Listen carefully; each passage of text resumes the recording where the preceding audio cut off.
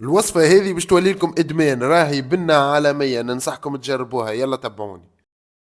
لصوص بولونييز نقليو اللحم مفروم معاه كعبة بصل، كعبة سفنارية، شوية كلافز وراس ثوم، ونخليهم يتقلوا مليح. نزيدوا ورقتين رند ونصبوا 5 كعبات طماطم مرحيين، ونفوحوا مغرفة كبيرة فلفل أحمر، مغرفة طماطم معجونة، ملح وفلفل أكحل، ونخليوها تطيب مدة 45 دقيقة.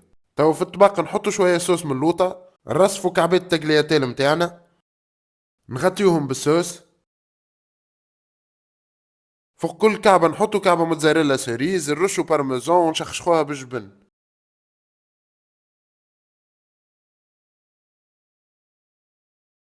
نزيدوا ورقة حبق وفي الآخر شوية زيت زيتونة.